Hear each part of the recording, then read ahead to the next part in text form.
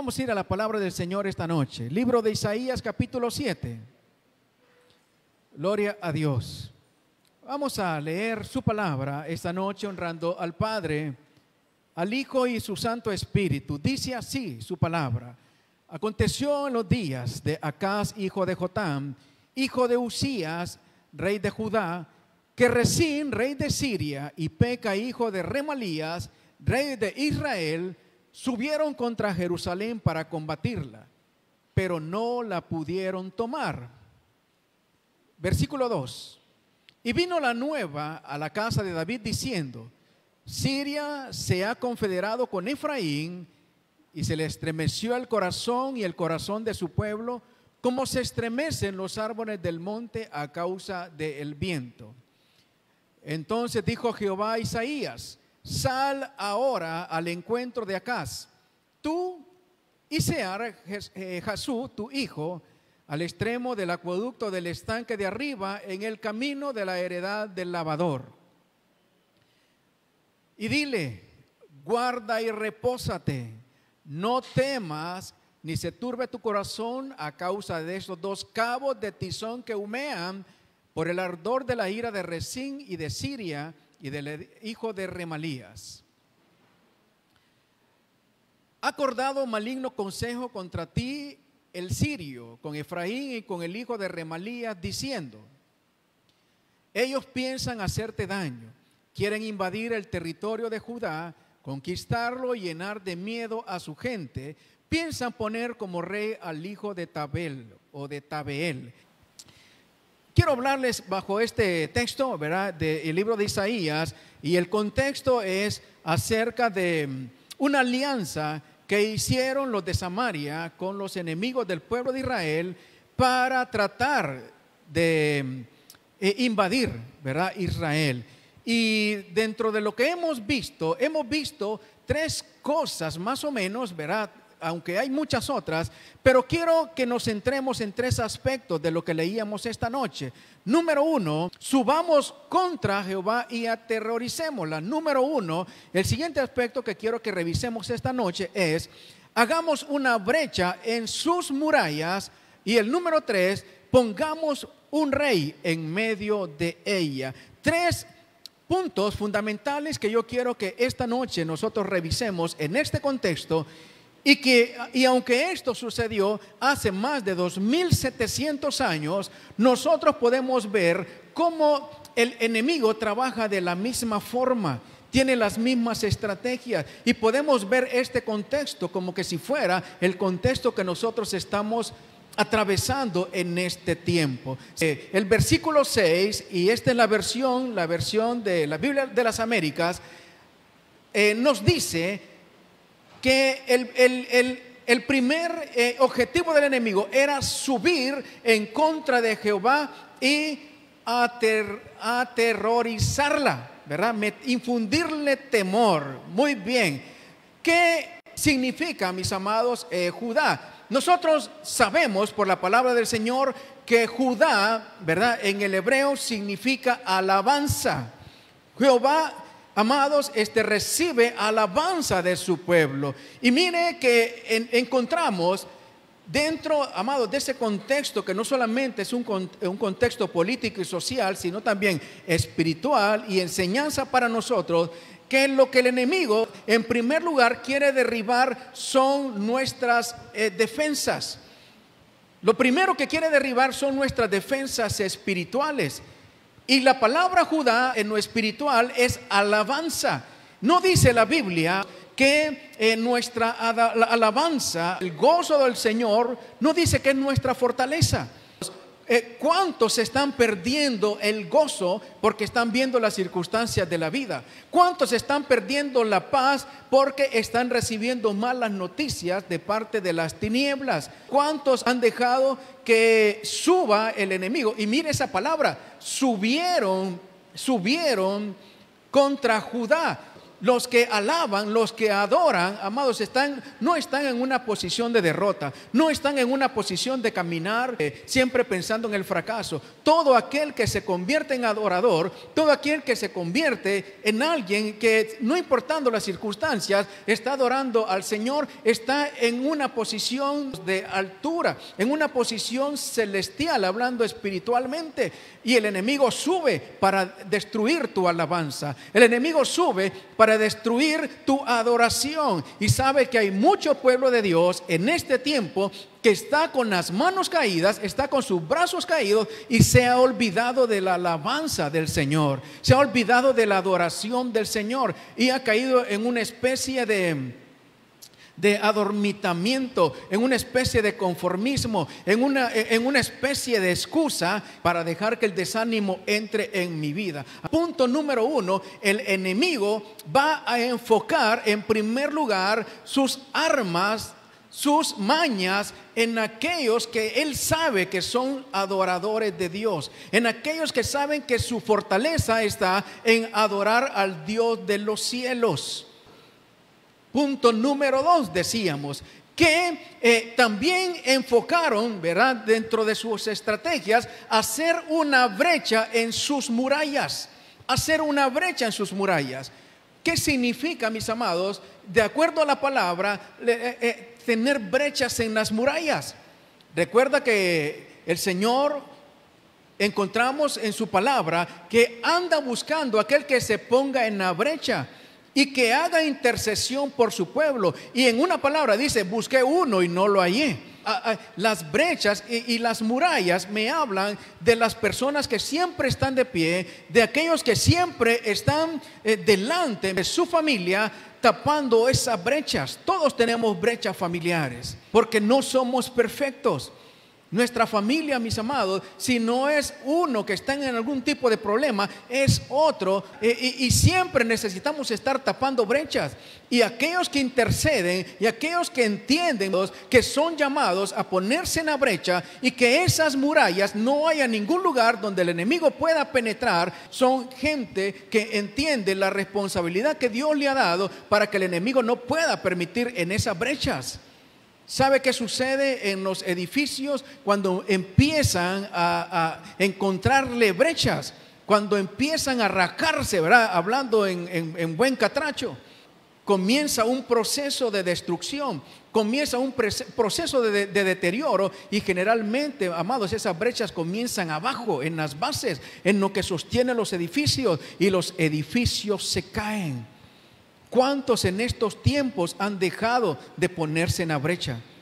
Y las brechas están abiertas, y el enemigo ha penetrado por esas brechas, y el enemigo ha entrado por esas brechas, y el enemigo está infundiendo todo tipo de situaciones, y una de las más fuertes es el temor en las personas. Y cuando hablo de las personas, yo puedo entender, ¿verdad?, que el mundo pues viva una vida de psicosis, una vida de temor. Pero los cristianos, y no estoy hablando de que nada nos va a afectar, nosotros tenemos nuestra esperanza, nosotros tenemos nuestra fe, y nosotros estamos fundamentados en la promesa que el Dios de los cielos nos ha hecho, donde Él ha dicho: nunca los voy a dejar, nunca los voy a abandonar, voy a estar siempre con ustedes. Salmo 91 dice: y con Él estaré en aflicción. Entonces sí va a haber aflicción, pero sabemos que Él va a estar con nosotros, y si Él está con nosotros, cualquier aflicción, cualquier situación que pase, vamos a tener ayuda, vamos a tener apoyo. Pero el ataque es a las defensas, y una de las defensas es aquellos que hacen brecha. Y el punto número 3 dice que cuando Él derriba la alabanza, cuando derriba la adoración, cuando encuentra brechas donde nadie las está cubriendo, ¿sabe qué? Dice que se entroniza. Se entroniza. Pongamos, dice, otro rey en medio de ella. Pongamos otro rey en medio de ella. ¿Sabe qué me está diciendo esto? Que muchas veces nosotros hemos dejado que nuestras prioridades sean cambiadas. Y la palabra del Señor nos dice, y el mismo Jesús nos dijo, el primer mandamiento es: ama al Señor tu Dios de todo tu corazón, con toda tu mente, con todo tu ser, y tu prójimo como a ti mismo. Dios está en primer lugar, o debe ser nuestro primer lugar, pero el enemigo ha ido cambiando nuestras prioridades. Y cuando ya mi prioridad no es Dios, entonces hay otro, o hay otra prioridad, hay otro rey que está ahí en ese lugar. El versículo 2 dice que a aquellos se les estremeció el corazón cuando escucharon que el enemigo venía, y cuando escucharon que el enemigo estaba haciendo planes para invadirlos, se les estremeció el corazón y fueron movidos como árboles a causa del viento. Amados, el ataque es al corazón, el ataque es al alma. No por nada nosotros solo pasamos escuchando solo noticias negativas.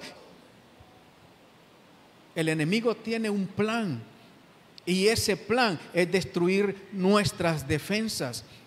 Y quizás no las defensas de pues el que no conoce a Dios, ¿verdad? Porque pues esos lamentablemente pues son no entienden o no conocen, ¿verdad?, que estas cosas son espirituales, y albergan muchas veces este tipo de situaciones de forma más fácil. Pero nosotros necesitamos entender cómo el enemigo funciona y también cómo Dios funciona.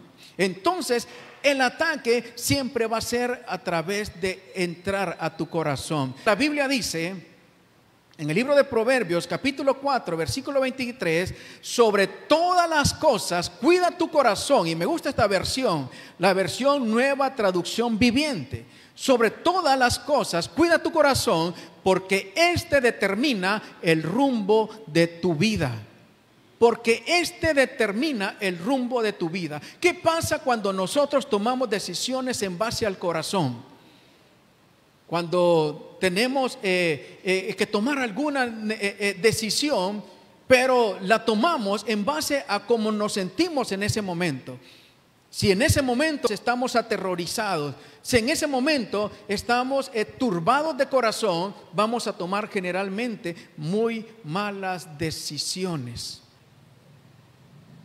Por eso necesitamos cuidar nuestro corazón. Y hemos utilizado este texto, ¿verdad?, para nosotros asociarlo con el pecado, asociarlo con la santidad, y está muy bien, ¿verdad? Esa aplicación está muy bien. Pero, amados, muchas veces tomamos decisiones en base a que nos dicta el corazón. Y si el corazón está lleno de temor, y si el corazón está turbado, ¿verdad? La palabra turbación viene de turbio.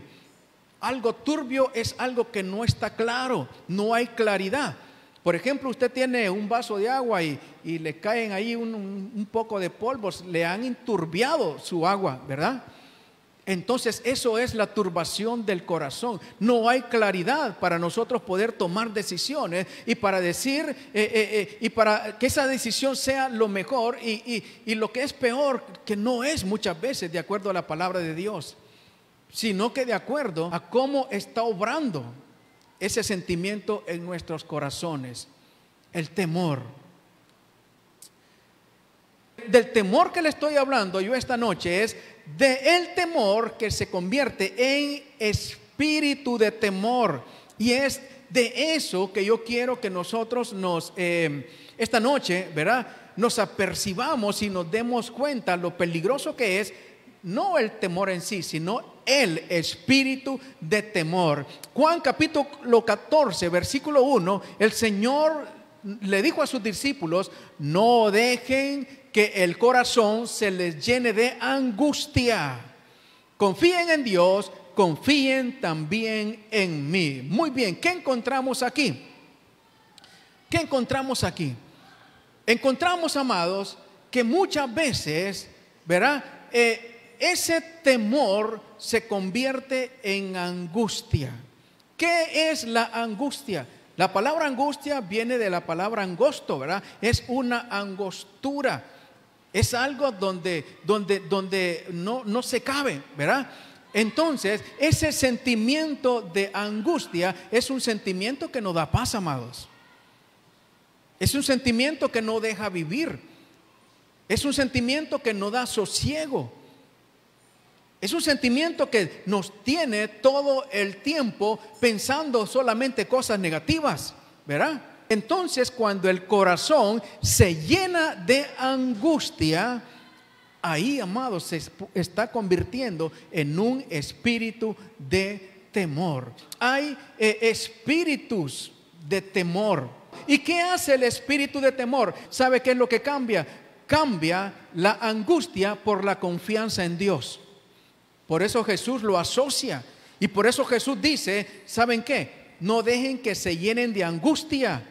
Porque si se llenan de angustia, van a dejar de confiar en mí. Confíen en Dios, confíen en mí. Entonces, ¿qué pasa cuando tienes más angustia en tu corazón que confianza en Dios? ¿Qué pasa cuando tienes más angustia en tu corazón que fe en el Señor, en la obra del Señor, en la promesa que Él te ha hecho? Comienzas a dudar, comienzas a reemplazar la promesa, las palabras del Señor con pensamientos negativos. Ay, si no tengo para comer, ay, si no tengo para sobrevivir, ay, si no tengo para esto y si no tengo para lo otro. Pero el Señor dijo que somos más importantes que las aves de los cielos y Él les da alimento. Aún dice el Señor, los lirios del campo, el Señor Dios los viste y ni Salomón se vistió así. Ustedes valen más que los lirios del campo. Ahí está el detalle, que la angustia, hermanos, un corazón lleno de angustia reemplaza la fe, deteriora la fe, socava la fe, se quebranta la fe. Entonces el Señor les dije, ¿saben qué? No dejen que su corazón se llene de angustia. Confíen en mí, confíen en Dios. ¿Recuerdan ustedes cuando aquellos estaban en aquella barca que se estaba negando? Y Jesús estaba ahí. Y ellos decían, Señor, ¿no tienes cuidado de nosotros? ¿Cómo Jesús iba a permitir que les sucediera algo si Él tenía un propósito con ellos? No lo iba a permitir, pero ellos, hermanos, se dejaron llenar de angustia. Y el Señor les dice, extrañado, ¿cómo es que tienen tan poca fe? ¿Cómo es que no tienen fe? ¿Sabe qué había pasado? En ese momento, ellos reemplazaron la fe por la angustia. Y es ahí, amados, donde el temor se convierte en un espíritu de temor. El primer libro de Juan, capítulo 4, versículo 18 dice, en el amor no hay temor, sino que el perfecto amor echa fuera el temor, porque el temor lleva en sí castigo, de donde el que teme no ha sido perfeccionado en el amor. Esa clase de temor que reemplaza la fe, esa clase de angustia que se aloja en el corazón, trae castigo. ¿Cuántas personas se enferman solamente porque pasan pensando cosas negativas? ¿Cuántas personas, mis amados, se enferman solamente porque viven llenas de temor en su corazón, llenas de angustia en su corazón? Y vienen problemas de esto, que problemas de lo otro y problemas de lo otro. Y muchas veces el doctor hasta dice, pero es que no te encuentro nada. Pero es que me duele el pelo, doctor, es que me duele la uña, usted no sabe que ya no la aguanto. Pero el problema está en el corazón. ¿Cuántos han perdido el sueño? ¿Cuántos han perdido la paz y no pueden tener descanso porque nomás ponen la cabeza en la cama y ya están pensando? No podemos alojar o no podemos permitir que espíritus de temor crezcan en nosotros y se alojen en nosotros, porque esas son armas espirituales que el enemigo usa para destruir nuestras fortalezas, como hablábamos al principio. En el libro de Job, capítulo 3, versículo 25, mire que Job declaró algo en cuanto al temor. Decía Job, lo que yo siempre había temido me ocurrió. Se hizo realidad lo que me horrorizaba o lo que me horrorizaba. Todos conocemos la historia de Job y todos sabemos, ¿verdad?, qué pasó con Job y cómo perdió todas aquellas cosas, ¿verdad?, que Dios le había dado. Y sabemos el propósito de eso. La Biblia nos dice que Job estaba muy seguido, ¿verdad?, de forma permanente, temiendo que le iban a ocurrir cosas malas. Lo que yo siempre había temido me ocurrió. Lo que siempre había temido me ocurrió. ¿Sabe que siempre estar temiendo algo negativo es como estar haciendo una invitación a que le venga? Pastor, pero es que usted no es así, ¿verdad? Usted nunca ha tenido temor. Amados, sí. Y sabe que yo me identifico con esa palabra de Job. O sea que Job, no te estoy criticando, Job, porque yo también he sido así. Porque al llegar al cielo allá me va a decir, vos eras el que estabas hablando mal de mí. Sabe que yo siempre temí algo, hermano. Siempre temí algo. Yo creo que ya le he comentado a usted. Y yo siempre temí quedar sin trabajo. Porque yo decía, tengo hijas, tengo mi esposa, tengo familia materna, tengo compromisos. Y yo quiero darle lo mejor a mi familia, quiero darle lo mejor a mis hijas. Y yo siempre temí quedar sin empleo. Y hace algunos años, ¿sabe qué pasó? Lo que yo siempre temí, me vino, hermano. Lo que siempre temí, me vino.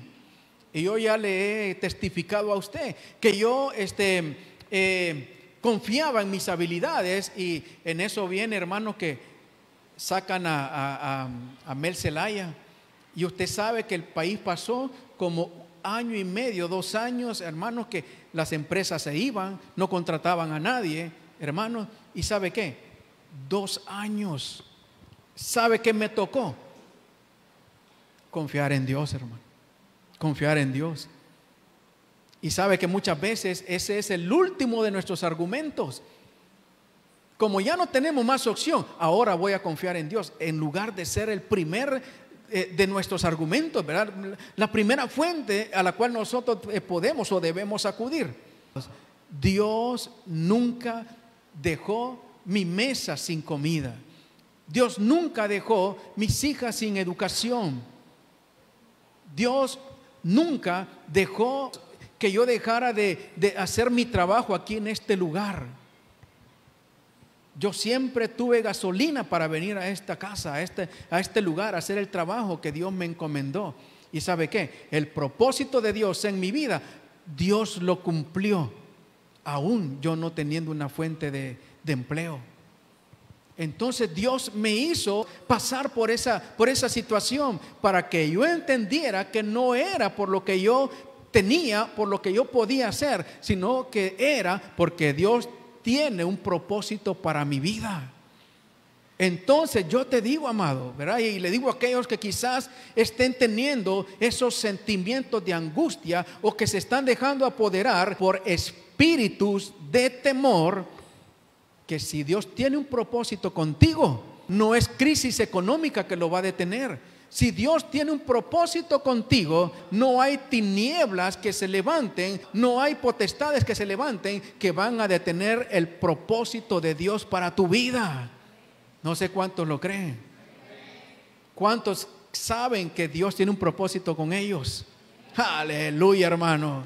Gloria al Señor. Dios tiene un propósito contigo. Y sabe que dice mi Biblia. Ahí usted lo compara porque no sé si dice lo mismo. Pero mi Biblia dice, mi Dios cumplirá su propósito en mí, porque Él no desampara la obra de sus manos. Aleluya, denle un aplauso al Señor. Gloria a Dios. Amén. Le decía que Job pasaba permanentemente pensando en que cosas malas le podían ocurrir.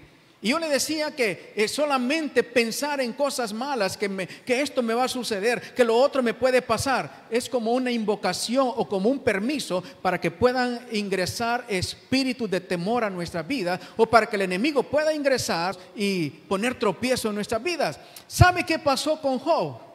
Job capítulo 1 versículo 16 dice: Aún estaba hablando cuando vino otro que dijo: fuego de Dios cayó del cielo que quemó las ovejas y a los pastores y los consumió. Solamente escapé yo para darte la noticia. Como usted ya conoce la historia, usted sabe de que Job lo perdió todo. Ahora, ¿sabe qué fue lo primero que perdió Job? Perdió las ovejas. Pastor, ¿y eso qué? Usted ha leído en la Biblia que Job todos los días levantaba ofrenda a Dios. Usted ha leído en la Biblia que Job todos los días ofrecía holocausto a Dios, y para eso eran las ovejas. ¿Qué fue lo primero que tocó el enemigo? El altar de Job, hermano. El altar de Job. Le quitó las herramientas, le quitó los instrumentos que Job sabía que servían para levantarle ofrenda a Dios. Se lo quitó. Eso hacen esos espíritus oportunistas de temor, y cuando dejamos que se formen espíritus de temor, ¿verdad?, angustia, reemplazando la fe, ¿qué hace? Derriban nuestros altares. Por eso decía el Señor, por eso decía Jesús: no dejen que se llene de angustia su corazón, confíen en mí, confíen en mí. Porque los espíritus de temor angustian en el corazón, derriban altares. Derriban altares. Y eso es lo que anda buscando el enemigo. Por eso hablábamos al principio que hay 3 propósitos en las estrategias de esta herramienta de guerra espiritual, pero del enemigo, llamada temor. Es que nuestra alabanza sea quebrantada, derribar nuestra alabanza, derribar nuestros altares y entronizar otro espíritu que no es el espíritu correcto delante de Dios. Jesús dijo: he aquí, yo les dejo mi paz les doy. Pero cuando hay espíritu de temor, amado, esa paz que el Señor nos da es reemplazada. Gloria al Señor. Muy bien, en el libro de Mateo, capítulo 25, versículo 25, encontramos esa parábola de aquellos que Dios le había dado, o el Señor les había dado, ¿verdad?, talentos para que pudieran negociar en cuanto Él regresaba. Y esto espiritualmente es lo que Dios nos ha dado. Todos los dones, los talentos, ¿verdad?, que Dios ha depositado en nosotros, que nosotros debemos usarlos, multiplicarlos, para que cuando Él venga, nosotros podamos, ¿verdad?, decirle: Señor, aquí está lo que me diste, y además de lo que me diste, te estoy dando uno más, por ejemplo. Pero dice que Él escondió su talento. Él escondió, ¿en dónde? En tierra. Escondió en tierra. ¿Y por qué lo escondió en tierra? Porque tuvo miedo. Tuve miedo, dice, y escondí lo que era tuyo en la tierra. ¿Qué hace el temor? El temor hace que nosotros metamos en la tierra, o que nosotros solo pasemos viendo las cosas terrenales y nos olvidemos que hay promesas tremendas de parte de Dios que no son terrenales, sino que son celestiales. No dice la Biblia, mire que no dice que vamos a estar. Dice la Biblia que estamos sentados en lugares celestiales. ¿Con quién? Con Cristo Jesús. No vamos a estar, sino que ya estamos, hermanos. ¿Sabe por qué? Porque Cristo venció en la cruz, Cristo venció la muerte, Cristo venció toda condenación, Cristo venció toda culpa, toda maldición, y esa victoria dice que Dios hizo sentarlo en lo sumo, Filipenses 2:9, y ahí está la diestra del Padre, y ahí estamos nosotros también, aunque el Señor no nos haya llevado todavía. Pero ¿qué sucede? No estamos viendo para arriba, solamente viendo para abajo, viendo lo terrenal, viendo lo que este mundo dice, viendo lo que este mundo trata, ¿verdad?, de que nosotros lo aprendamos. Amados, esto que estamos escuchando, esto que estamos viendo, es una escuela, pero es una escuela de las tinieblas. donde solo nos habla de destrucción, solo nos habla de que nuestra economía se va a quebrantar, solo nos habla de que vamos a pasar hambre, que vamos, amados, a no tener ningún tipo de oportunidades, que no vamos a salir adelante, y muchos lo estamos creyendo. Pero el Señor me dice otra cosa, hermano. El Señor me dice otra cosa, que Él no está limitado por las circunstancias, que Él no está limitado por las políticas, Él no está limitado por los gobiernos mundiales. Su palabra es espíritu y es vida, y su palabra es más que suficiente para nosotros. Por lo tanto, dice que de toda palabra que salga de su boca, ese es mi alimento, ese es mi sustento. ¿Y a quién entonces le vamos a creer? Ahora, ¿cómo enfrentamos sentimientos de temor? Porque ya sabemos las estrategias del enemigo.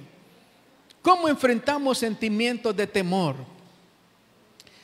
El Señor le dice, cuando le dice al profeta, ve y háblale al rey de Israel, le dice, guarda y repósate. Reina Valera, guarda y repósate. ¿Qué es eso de guarda y repósate? Busqué en otras traducciones para que me aclarara. Yo siempre busco otras traducciones para encontrar, ¿verdad? Una mejor visión de lo que Dios nos quiere transmitir. En la Biblia de las Américas dice, estate alerta y ten calma. Muy bien.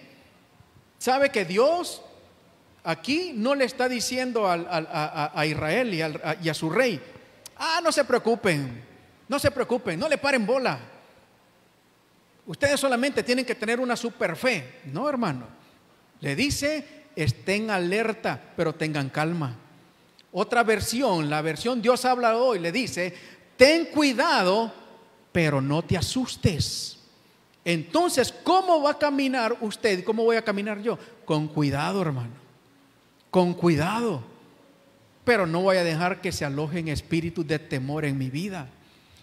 Y hay otra versión que me gustó mucho también, Nueva Versión Internacional, que dice, ten cuidado y no pierdas la calma. Ahora, ¿qué nos dice el Señor? Que en tiempos peligrosos mantengamos cuidado, que en tiempos peligrosos estemos alerta. Y yo eso es lo que le he estado diciendo, que en estos tiempos tenemos que estar alerta, porque ya son tiempos finales, hermano. Y tenemos que estar alerta en todo lo que está sucediendo en el mundo. Tenemos que caminar con cuidado, estar alerta, pero no alojar sentimientos de temor. No dejar que espíritus de temor, ¿verdad?, crezcan en nosotros, se aniden en nuestro corazón. Entonces, tengamos calma, estemos alerta, pero no perdamos la calma y no nos asustemos. Segundo libro de Timoteo 1:7, vamos a correr. Porque no nos ha dado Dios el espíritu de temor. Mire cómo lo menciona esta versión, la Reina Valera antigua. Lo señala como el espíritu de temor. No nos ha dado Dios el espíritu de temor, sino el de fortaleza, el de amor y de templanza. ¿Qué nos dice, amados, este texto? ¿Sabe usted que el espíritu de temor lo da el enemigo? ¿Recuerda usted que Adán y Eva dijeron, es que tuve miedo? ¿Cuándo? Cuando se dejaron llenar de mentiras del diablo, les vino espíritu de temor. Entonces el espíritu de temor es de las tinieblas. Pero por cada espíritu de las tinieblas, Dios nos da también de su espíritu. Y aquí dice el Señor, por el espíritu de temor, les doy espíritu de fortaleza. Espíritu de fortaleza.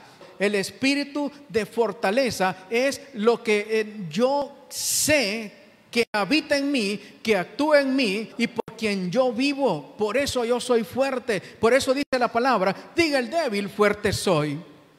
Entonces no es por lo que yo soy, sino por quien obra en mí, por quien está en mí. Eso es lo que me hace fuerte. También dice el Señor, número 2, que nos da espíritu de amor. Espíritu de amor, amados. Y usted dirá, ¿y eso qué es del espíritu del amor en contra del temor? Dice la Biblia, el perfecto amor echa fuera el temor. Pero cuando me habla de perfecto, es en cuanto a nuestra madurez. En cuanto a nuestra madurez.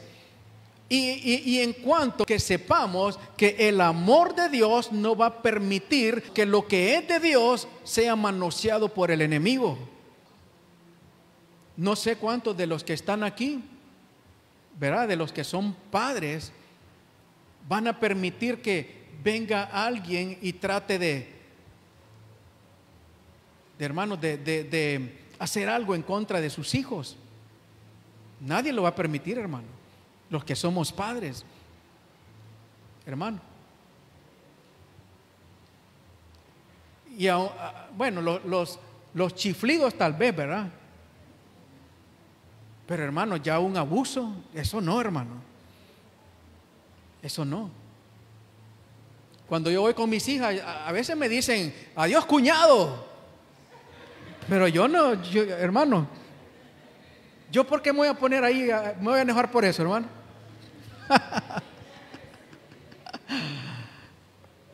Pero ya un abuso, hermano, eso no lo vamos a permitir. ¿Sabe por qué? Porque son cosas, no son cosas, sino que son carne de nuestra carne. Son nuestros, hermano. Son nuestros. Bueno, si ni aún las gallinas, hermano, cuando están con sus polluelos, dejan ahí que se le acerque a alguien a tratar de arrebatárselo. No digamos nosotros.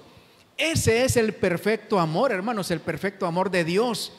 Y si nosotros sabemos de que Dios nos guarda, de que Dios nos ama de tal forma que no va a permitir, amados, que seamos manoseados por las tinieblas, vamos a estar confiados en Él. No sé si me están entendiendo en esta noche. Y número 3, el de templanza. El de templanza. La templanza, hermanos, ¿verdad? Es mantenerse en una posición donde no lo van a mover. Algo templado es algo que no está aguado, ¿verdad? Para que lo entendamos mejor. Entonces, ¿sabe qué encuentro yo aquí? Que por el espíritu de temor, Dios nos da 3 espíritus que lo contrarrestan. Espíritu de fortaleza, de amor y de templanza. Si el enemigo tiene sus armas, nosotros estamos más que equipados, hermanos, de parte de Dios. Por lo tanto, debemos nosotros combatir el temor. Voy a terminar con esto. Romanos 8:15. El espíritu que ustedes han recibido ahora no los convierte en esclavos llenos del temor. El espíritu de temor hace esclavo a las personas. Al contrario, el espíritu que han recibido los hace hijos. Por el espíritu podemos gritar, querido Padre, Abba Padre, dice las otras versiones. ¿Qué nos está diciendo acá la palabra del Señor? Que hemos recibido un espíritu donde nosotros podemos clamar cuando nos sentimos atemorizados y decirle, papito lindo, ¿dónde estás? Papito lindo, guárdame. ¿O no es eso lo que hacen nuestros hijos cuando tienen miedo? ¿Cuántos de sus hijos pequeñitos, hermanos, se iban a meter en medio de ustedes cuando ustedes estaban durmiendo porque tenían algún temor?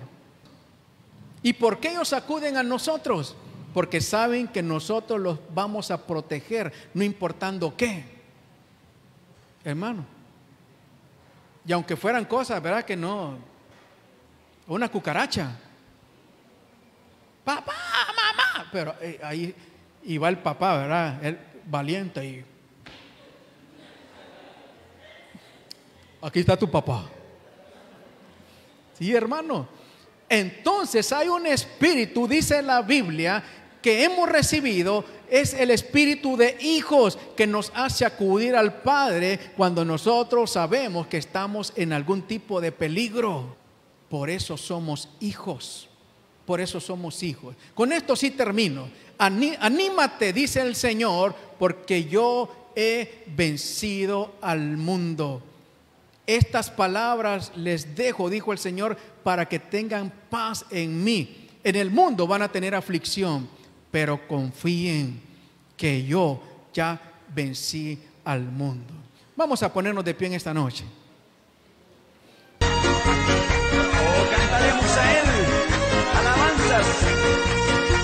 Yo cantaré a Jehová, mi boca se llenó de su alabanza. Yo cantaré a Jehová, mi boca se llenó de su alabanza.